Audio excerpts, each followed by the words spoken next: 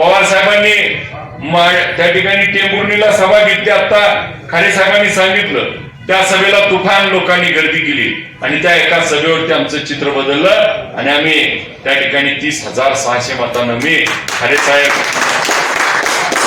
ती सभा आपण जर बघितली तर साहेब त्या सभेच्या आता जसे 4 फोटो आहेत तसे सभेच्या ठिकाणी 4 फोटो आणि आम्ही 4 निवडून आलो. आणि योगायोगानं आपल्या राष्ट्रवादी काँग्रेस पार्टी पवार साहेबांच्या आमदारामध्ये 1 नंबरला जितेंद्र आव्हाड साहेब आले आणि राज्यात 2 नंबरला मी त्या ठिकाणी मताधिक्य म्हणून.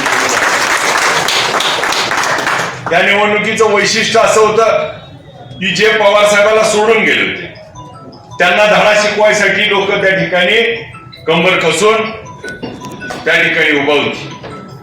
30 वर्ष माड्याचे आमदार त्या ठिकाणी पवार साहेबांच्या आशीर्वादाने होते. मला मगाशी खारे साहेबांनी सांगितलं की 1.5 वर्षापूर्वी 2 वर्षापूर्वी मला उमेदवारी जाहीर झाली. आपण देखील कार्यक्रमाला होते. त्या कार्यक्रमाला उमेदवारी जाहीर झाली पंढरपूर मंगळवेढ्याची. मी निवडणूक लढलो माड्याची.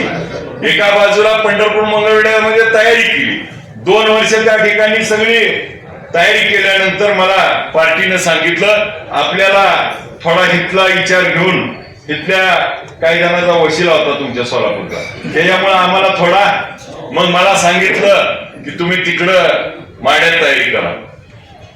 साहेब मी 9 ऑगस्टला त्या ठिकाणी आमचं निर्णय झाला आणि 9 ऑगस्टला माडा लढायचं ठरलं.